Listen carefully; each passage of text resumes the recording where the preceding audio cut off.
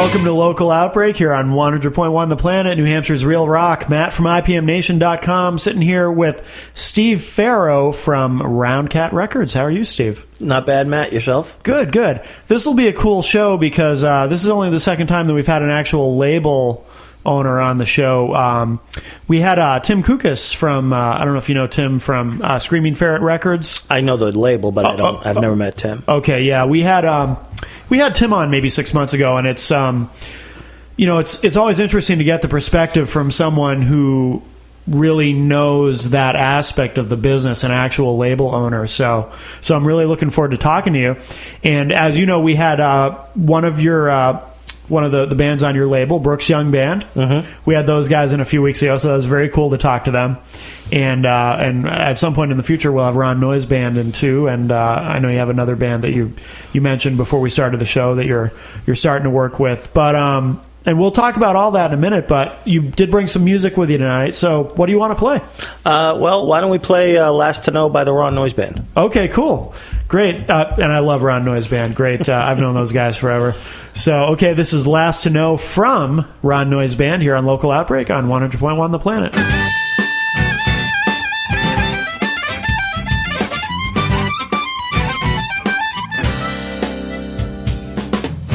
Lost on the tracks again, and I'm headed for the brain.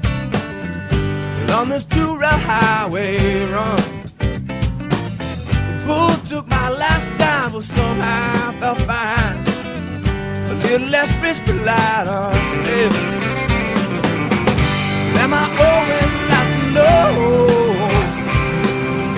While the roof caves and the wind blows away.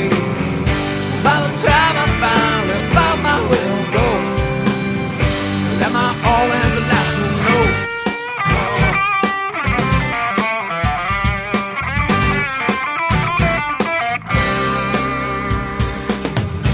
All the right linger here, my chances start to give. And it feels like the levee just let go again. And it's not the way that the flowers died in my way. Oh, and I wish she'd smile when she said goodbye. Am I always the last to know? While the roof caves and the cold wind blows away. By the time I found my way to go, am I always the last to know?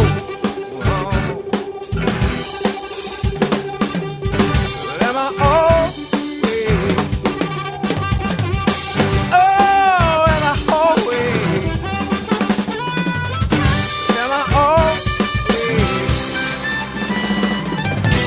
The only man without a map in his hand, or a lamp held high enough to guide his way. I'm not one to fold, and I'll never want to flee, but the lifestyle lived up, they were way ahead of me.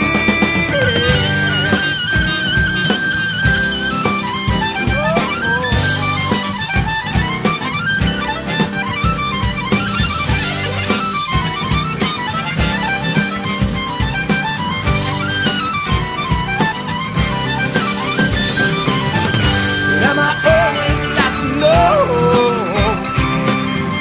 Around the roof caves and the cold wind blows away. By the time I found my way to go, am I always the last to know? Oh, the roof caves and the cold wind blows away. By the time I found my way to go, am I always the last to know?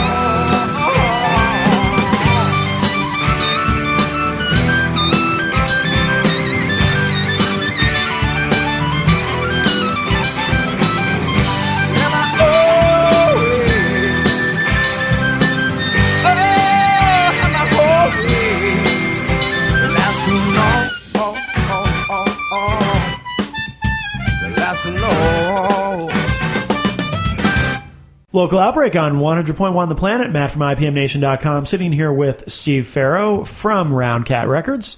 And we just heard a great track from Ron Noise. Now, that's not one I've heard before. Is that on a current disc that I just don't have yet? Right. Okay. That's their new CD, which was recorded at Studio 114. in Bedford. Okay. Brendan and Mike did a fantastic job on it.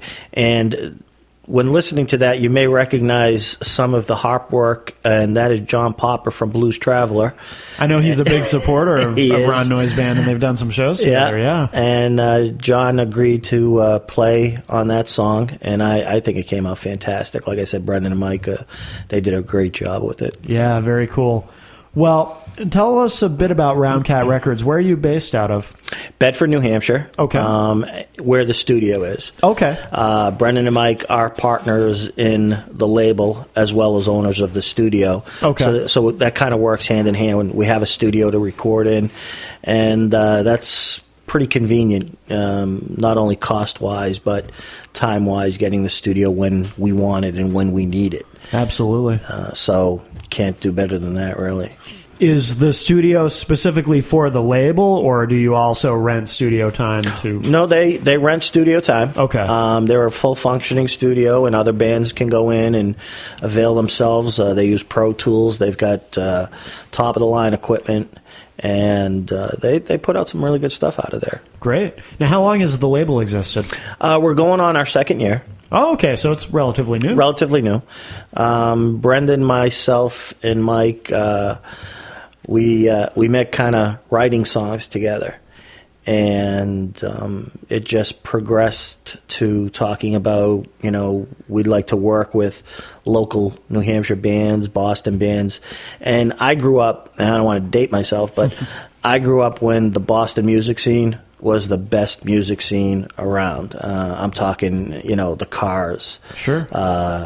Jay Giles, Aerosmith, before they became huge. Right. And you could walk from one end of Boston into Cambridge, and there were just all kinds of clubs, different kinds of music, and it was just a great time, WBCN and all of that. So are you also a musician then? You mentioned you met those guys while writing songs. I'm a lyricist, and they wrote the music, I wrote the lyrics, and we recorded 3 songs. Oh, okay. We had a local girl, Bethany Moore. She did the singing for us, and songs came out quite well. So you guys were writing together and you recorded together, and then you decided, the three of you decided to start the label? Exactly. Okay. Because we saw a lot of talent out there. Mm-hmm. A lot of talent that really wasn't getting any recognition outside of New England. Mm-hmm. Some bands were, but the majority weren't. And our motto is, and we believe this, is we treat our bands like people, not products. Imagine that. It's a novel idea, but we wouldn't do it any other way. Yeah, that's fantastic. We probably won't get rich doing that, but Well, you could though. You could. That's good karma. That counts for something. I hope so. That counts for something. Do any of the three of you have prior experience working for a label or running a label, or did you just kind of? No, when back in my previous life back in Boston, I started a booking agency. Oh, okay. Cherry Lane Productions, not related to the Cherry Lane Productions out in L.A. Okay. But we worked with Amy Mann, Till Tuesday, The Neighborhoods, The Fools, another band called The Rail Kids. And so I got my baptism by fire pretty much that way. Sure. And as far as running a label, it's a business. Mm-hmm. And I've run a few businesses of my own. It is different, but it's still a business. Right. And you have to really approach it, just like with a band, or with anything related to music. That's something that so many people don't understand, is that you do have to approach it like a business. And that's the only way it's going to have longevity and be successful. And do you find that most of the musicians that you talk to don't understand that? And that's why, say, a Ron Noyes band or a Brooks Young band, why they need someone like you? Right. Even Ron, who is pretty savvy. He is, yeah, absolutely. And has done a tremendous amount by himself, saw the need for a label to, work with him. There are a lot of bands out there that don't really know that they should register their songs with either BMI, ASCAP, or CSAC, or copyright their material.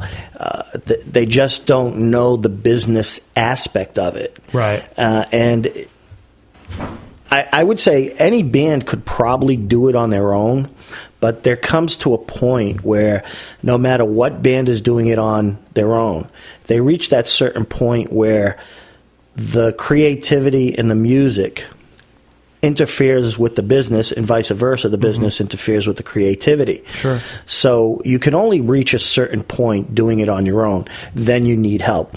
A lot of bands want to hold out for major label support, and don't misunderstand me. I mean, major labels have a ton more money than we'll ever have. I mean, they waste more money than we'll ever spend. Sure. But I mean, the days of the signing bonus and all of that, that's over. Mm-hmm. And what a lot of bands don't realize is that a major label may have interest in you, but they own you. Right. They own your material. They own you. And if they decide not to work with you, well, you're stuck. The other thing is what they look for in bands is, do you have a draw? Mm-hmm. Are you getting radio play? Do you have a successful street team? Do you have a good organization? Because if you don't have that, they're not even going to look at you. Yeah, because they want a product that's ready to go. Ready to go. I mean, there's really not much artist development anymore at the major labels, right? No, but that's where the independents come in. Mm-hmm. And the independents, like myself, we wear different hats, all different hats. We help book the band. We help manage the band. We do press releases and promotion, and kind of guide the band in the direction that we feel they should go in, and everything is done working with the band, not telling the band what to do, but hey, this is something maybe you should think about, and so forth and so on. I would also assume, and tell me if I'm right about this, that obviously major labels, I'm sure, generally loathe the internet because they view it as the slow death of the major labels, even though the major labels obviously still exist and are still successful on some level. But is it fair to assume that in your position, and probably with most indies, that you look at it completely differently as far as the internet, and actually it's helpful to you? Without a doubt. I mean, the internet has opened up so many venues and so many doors that, if we started this label 20 years ago, probably wouldn't even survive a year, because you just don't have that kind of access to that many people. I mean, You've got Django, you've got CD Baby, you've got, social media sites, Facebook, Twitter, MySpace. And it gives you access to people you would never have access to before. And those bands that know how to work those social media sites and those other sites well are the ones that will get ahead. And again, you do reach a point, though, where it becomes so overwhelming. Sure. then you start kind of taking steps backwards. Right. And how did you find the Ron Noyes Band and the Brooks Young Band? How did you come to signing them? Did they find you? Did you find them? What happened? We had heard the Ron Noyes Band, myself, Brendan, and Mike, and we liked what we heard. Mm-hmm. So we started into negotiations with them, and it got bogged down because of an attorney. Really? Yeah. And it took 6 months, and then finally we said, look, we can't do this anymore. And Ron actually introduced us to Brooks. Oh, no kidding. So we signed Brooks, and we started working with him and getting his CD ready to go. And lo and behold, things worked out with Ron, and we didn't want to lose him, so we signed him. And we had 2 CDs going on at the same time, which for a small indie label, probably not the smartest thing to do. Really? Yeah, because it took a lot of money to actually produce 2 CDs at the same time. Yeah. Brooks was in one studio. Ron was in another studio. On Brooks' album, we had Johnny A. play on his CD. That costs money, and having John play on Ron's CD, that costs money. So I can imagine, yeah. Yeah, I mean, we were happy to pay it. Don't misunderstand me. It's but worth it. It is worth it. But having two releases within 2 months of each other. It was kind of maddening. Was it also challenging in terms of the marketing aspect because obviously you have to treat that as a product, right? So then, does that become challenging too? You're trying to market two products instead of one. These are the first two things that the label has released, correct? Mm-hmm. Yes. Well, part of it was not only the CD, but the merchandise. Mm-hmm. Putting the artwork together, just all of the intangibles that a lot of people just don't think about when putting together a band and doing a CD. My feeling is you really can't do a gig without merchandise. Mm-hmm. You need merchandise. That's how you market the band. Sure. So we had to do all of that, both T-shirts, hats, and CDs for Ron, T-shirts, hats, CDs for Brooks, and stickers and wristbands and so forth and so on. So it was a constant money flow out in the beginning. Sure. And now we're trying to get the money flow reversed and come back in so that we can, do other projects and move on in that direction. And have you done a lot of promotion in terms of radio and a lot of online promotion for each project? Yeah, we've been pretty lucky. The River has been very supportive of us, both Brooks and Ron. Yeah. We've been the bands have been heard on WHEB. I can't remember all of the stations, but that's a good problem to have. Yeah, it is a good problem to have. I know the Shark is one, and BLM, and again, I can't remember all of them. I do have them written down, but we've been pretty successful in getting the bands played on radio and good promotion, good articles. Mm-hmm. Ron Noyes was voted the best live band in New Hampshire by Hippo Press, and Brooks has had many articles written about him, and of course Brooks has been opening up for some great acts like James Montgomery, Jay Giles. He's also doing a solo thing this coming February 3rd, 4th, and 5th. The Legend of Blues and Rock with Edgar Winter, Rick Derringer, Brad Whitford, James Montgomery. Johnny A is going to do the Lynn Show. So it's going to be Keene, Lynn, and Worcester with that lineup. And Brad Whitford's son Graham is going to join, and this is the second time Brooks has been invited to perform with them. No kidding. And we did some great shows this past summer with Southside Johnny and again Jay Giles, and so it's been a good James Cotton. So. Yeah.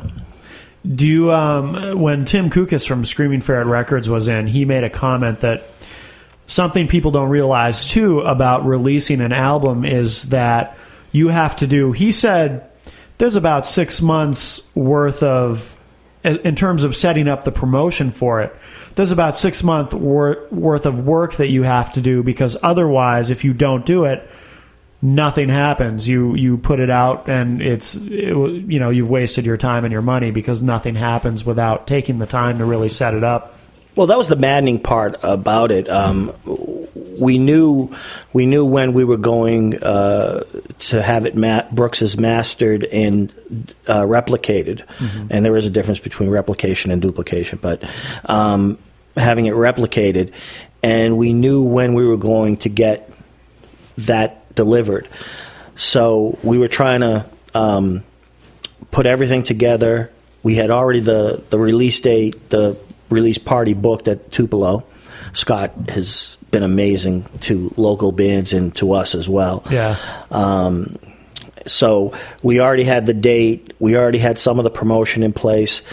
And while we were doing that, we were doing the exact same thing for Ron. Sure. And that's basically why we had Ron at Tupelo, too, because it was just, hey, Scott, we need another day. And, and he gave it to us, and it was just easier to do the promotion and getting everything together. And one thing I'll warn every artist or a person out there,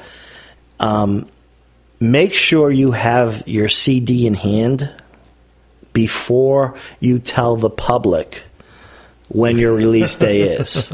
Right. Because I can't tell you how many times that you're expecting the CDs on Thursday and you get a phone call. You're probably not going to see them on Thursday, you know. So you really want to have that thing in hand at least a couple of weeks before you tell the public when the release date is. Absolutely. And just to back up for a moment, because a lot of people probably don't realize the difference between replication and duplication. Well, duplication is where you duplicate like you would do in your computer, one right after the other. A replication is a true representation of the master. It doesn't really cost anything more to do. Sure. But there's a big difference because let's say you're doing 10,000 CDs.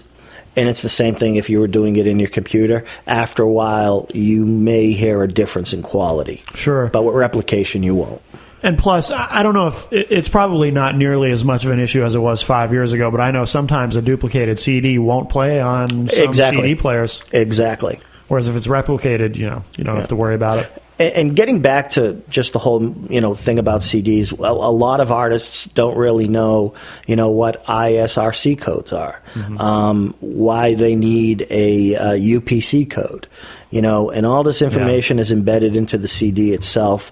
And really, if without the ISRC codes, you really can't track your CD. Right. Plus, it makes it a whole lot easier because all that information is on the CD. But again, that's probably something an artist would not know about. Right. Absolutely. So, in Roundcat Records, we have our own UPC code, our own, codes for everything, basically, so that everything that goes on our label is registered with BMI or ASCAP, whatever the artist wants. But it's got a label UPC, which is important because everything that's played is back to us, and then if there's any discrepancy in getting royalties or anything like that, there's only one place to look. Right, absolutely. Well, why don't we play another track? Like I said, you brought some tunes with you, so what would you like to play now? Why don't we play Counting Down by Brooks Young. Cool. And this features Johnny A on it, and Johnny's an amazing guitarist, and I love hearing him play. So absolutely, very nice. This is Counting Down from Brooks Young Band here on Local Outbreak on 100.1 The Planet.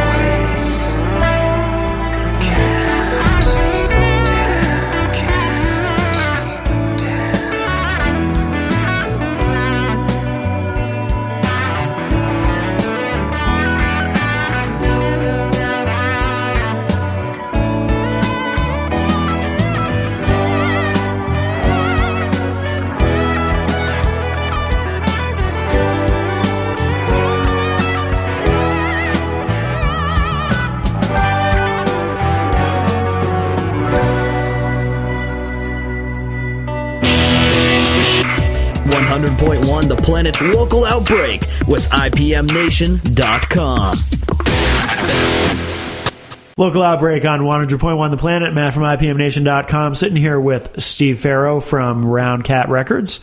And, we talked a lot about putting out the albums and marketing them and whatnot. What about marketing online? Do you also sell individual MP3s from each disc online as well? Both bands are on CD Baby. Okay. They can also be reached through our website, which is www.roundcatrecords.com, iTunes, pretty much any place that you can buy a CD online. Yeah, we're there. Okay. And you can even get it from our website as well. So great. And merchandise. Now, what about touring with the bands? Do you work with outside booking agents, or do you do some of that in house? Or how extensive is that aspect of what the label does? Well, our goal is ultimately to find booking agents for both bands. Sure. In the meantime, we will help book the band. We encourage the band to do it themselves as well. And because, let's be honest, booking agents aren't going to look at a band unless they know the band can make the money, and that's as well as promoters. What a lot of bands don't understand is, hey, we're a great band. Okay, you are a great band. Yeah, you sound great. But promoters don't care how you sound. They only care of how many asses you... Well, I don't know if I could say that, but... You can say asses. All right. I don't know how... promoters only care how many asses you can put in the seats. This airs after 10 o'clock. Okay. So, and basically, that's all promoters do care about. Sure. Booking agents, they want their percentage. So if you're not making money, and again, you have to draw to make money, booking agents don't want to have anything to do with you. So you've got to prove to a booking agent, a promoter, and anybody out there that you can put people in the seats. Right. And that's why draw is still extremely important. And that's where the internet comes in. Friending everybody that you can, street teams, gaining fans, talking to your fans. I encourage both bands to do a monthly newsletter to their fans. Absolutely. And just kind of involve them in the process of the bands and what they like, so that the fans feel a part of the band. Mm-hmm. And if a fan feels a part of the band, they'll go 120% for that band. Absolutely. Yeah, and the marketing online is so important. And I did see recently that Ron Noyes Band has a new website. Yes. And the Brooks Young Band has a great site, too. Yes. Very, very pro-looking, which is obviously is critical. What do you think is the biggest misconception that bands or local musicians in general have from your discussions with them about how this all works and marketing and all that? I think, first of all, that the majority of the bands think that it's talent alone. Mm-hmm. And unfortunately, it's not. It's hard work. Absolutely. The music business can be glamorous, but more often than not, it's working in the streets. It's gutter work. You got to grind. It's putting up posters. It's paying your dues. Every single band that is on either the Billboard Top 100 or Top 40 or whatever you want to hear about it, there are no overnight successes. Right. They have all paid their dues. They have all worked hard. They have all slept in a van. They've all, ate at McDonald's or didn't eat at all and put all the money that they made back into the band, and there's nothing glamorous about that. Right. They had one set of stage clothes and, doing laundry every day. This is what bands need to do. They need to work hard to make it, because even today, major labels, as we said earlier, they want to see all this, because if they don't see it, then they're not going to take a chance on you. The days of giving a band $500,000 and saying, hey, sure, those days don't exist anymore at all. Absolutely. No, I've said on the show, people who listen to the show every week have certainly heard me say this, but I'll say it again. It's kind of funny how many people that I talk to in the business people who should know better, who actually still believe that what you do is you go out and you play some dumpy bar, once a month, every month, and eventually what will happen is, if you're really, really good, because you said some people think it's talent alone, and it's true, some people think, you do that consistently, and then because you're so good and because you're so talented, you deserve to be successful. So the inevitably the mythical record company scout is going to wander into that bar one night, see you on stage, and be so impressed they're gonna right on the spot they're gonna hand you a 6-album deal and fly you out to LA, and you're gonna have your own mansion. And the only part of that story that may be true is that there may be a record company exec in the club. Right. However, if the record company exec sees 12 people coming to see you, he doesn't care how good you are. True. Absolutely. They don't care. Right. And what I tell my bands is you never know who's in the audience. You absolutely never know who's in the audience. So whether there's 12 people or 1,200 people, you put on the best possible show that you can put on. Right. And you need to do that because you do not know who's in the audience. Plus, if you do a good show in front of 12 people, then those 12 people may bring somebody the next time. Absolutely. And again, I hate to belabor the point, but it's how many people can you draw? That's what will get you the tours. Mm-hmm. That's what will get you the promoter. That's what will get you out of New England and making money as a musician. I'm not going to say that every band is going to get rich, but if you can draw, you can make a living as a musician. And a good living. Sure, it is attainable. Absolutely. And I mean, take Johnny A. I mean, he makes a living as a musician. He can draw. Mm-hmm. He can sell out 400, 500 seat theaters, if not more. And he can do this because he works extremely hard at doing it. I've seen this guy putting up posters, for his own shows and doing interviews and getting out there and talking to people. And he works hard to get people to his shows. Yeah. I see a lot of lazy bands out there. Absolutely. I see a ton of lazy bands. And I'll tell you what, I don't care how good they are. If they're not willing to work hard, I just don't even... Yeah, they're waiting for the mythical record company. It's not going to happen. Yeah. I always say in this business, you got to crawl a mile just to gain an inch. Exactly. And you can lose that inch very quickly, too. So, yeah, absolutely. It's a lot of hard work. I'm always amazed at the bands that we're better than that band. Right. Yeah, well, that band can draw 1,500 people. You can't. Exactly. So musically, it doesn't matter. Right. Later on... Yes, the music does matter, and I don't want to say it doesn't matter, but it's not the driving force. Mm-hmm. It needs to be everything: the music, the draw. You got to give the people what they want. Exactly. Well, why don't we play another track? And I see Brooks Young is here, so maybe he'll jump in for the last segment if he'd like to. Yeah, great. We'll invite him to do that. But what do you want to? Do you want to play a? Yeah, I have I'm working with another band called Best Not Broken. Okay. I have a CD, and the name of the song is Look What You Did. Look What You Did? Okay. By Best Not Broken. By Best Not Broken here on Local Outbreak on 100.1 The Planet.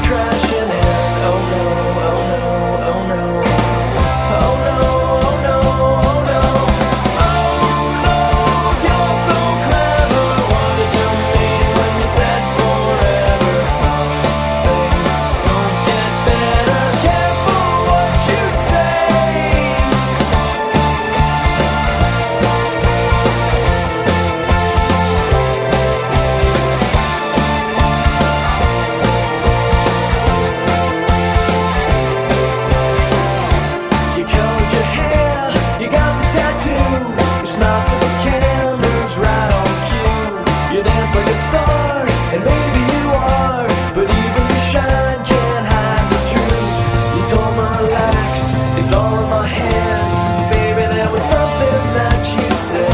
Oh no, oh no, oh no. Oh no, oh no, oh no.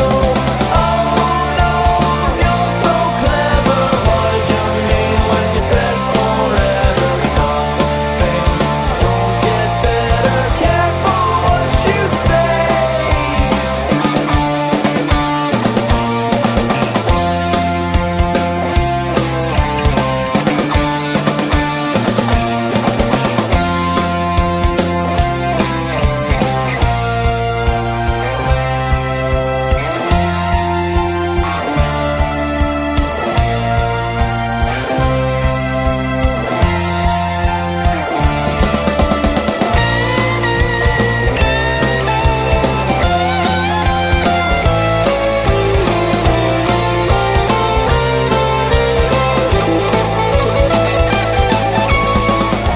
You told me relax, it's all in my head.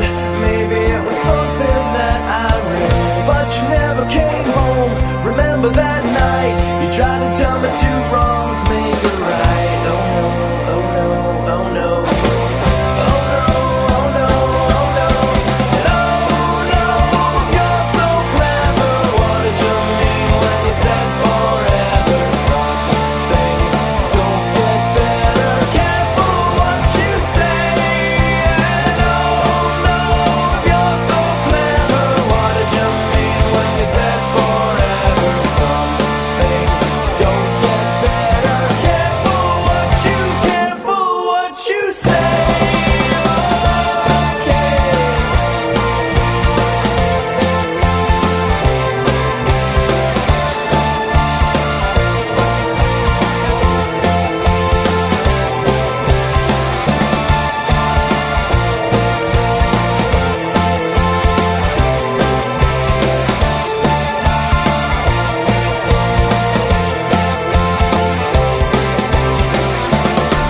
Local Outbreak on 100.1 The Planet. Matt from IPMNation.com sitting here at The Planet with not only Steve Farrow from Roundcat Records, but we have a surprise guest. Brooks Young from the Brooks Young Band is here. Welcome, Brooks. I'm doing my part right now. So he had such a great time last time, he couldn't wait to come back. Was it easier to find it the second time? Yeah, it was a little bit easier. I remember coming here as a kid for a little bit, so it Oh, that's right. Yeah. That's right, yeah. Yep. So no, definitely, I remembered how to get here. I almost drove past it with all the snow out there. It almost covers the sign. I know.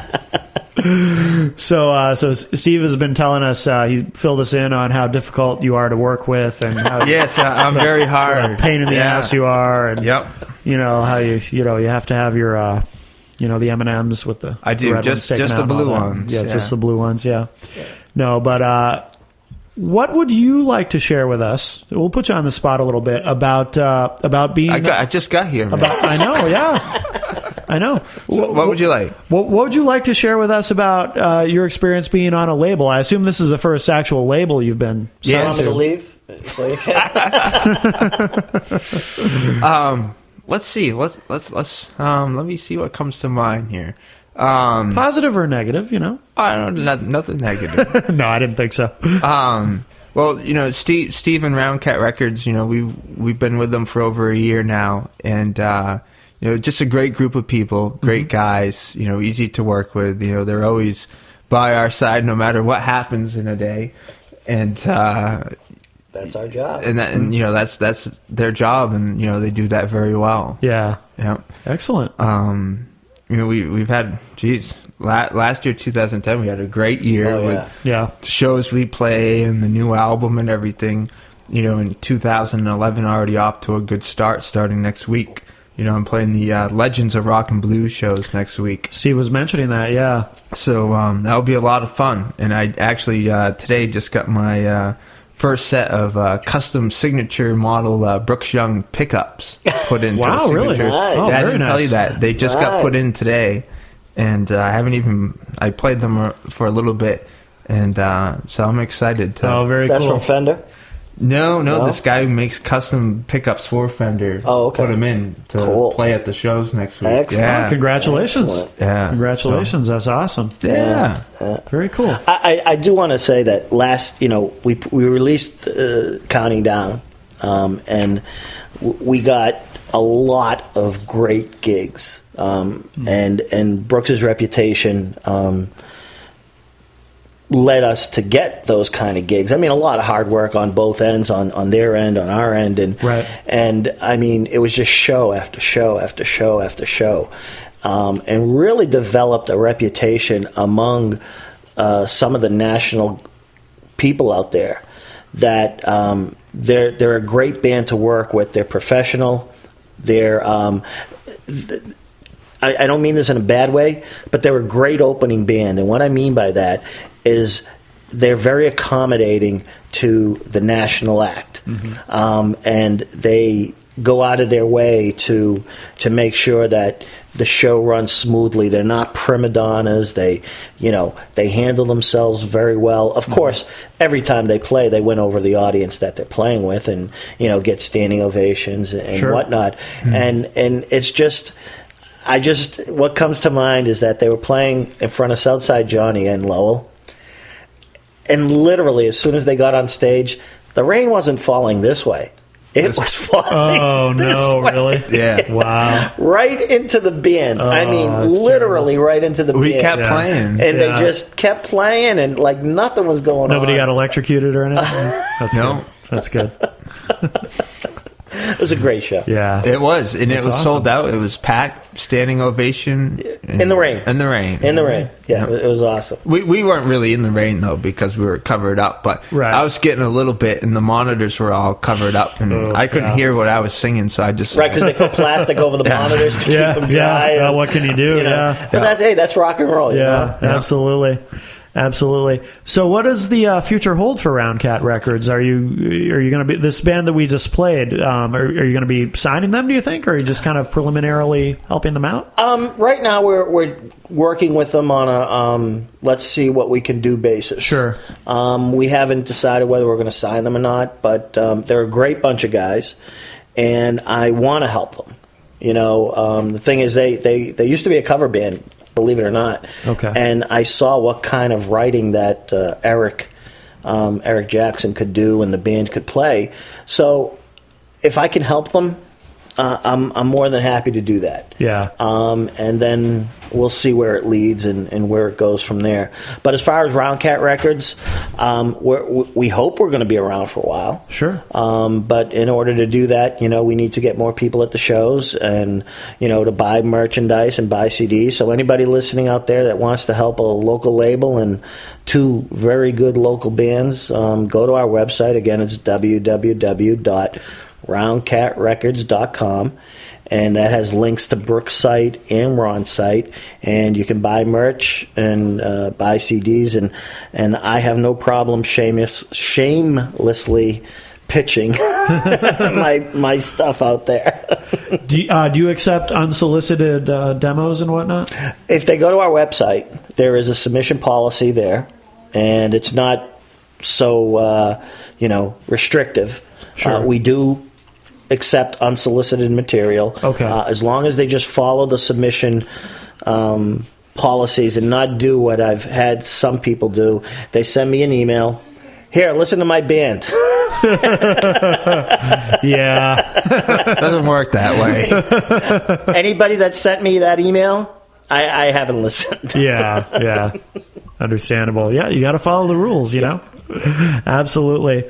Well, Steve Farrow, thanks very much for being here with us this week. I appreciate it, Matt. And Brooks, thanks for stopping in as Nice well. to see you again. Absolutely. Great to see you.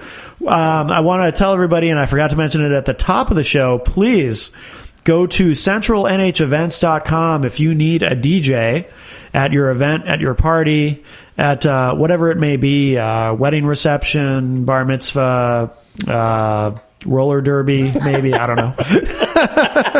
Well, why not, Hey, if you're going to pay him, he'll show up. So check out what Tim does. He's very good at what he does. CentralNHEvents.com. And stick around after Local Outbreak is Out of the Box with Amber Cool. And once again, Steve, Brooks, thanks, guys. Thank you. Appreciate it. Make sure you go to roundcatrecords.com to keep up with what the label's doing, what Brooks is doing, and we will see you all next week. Thanks.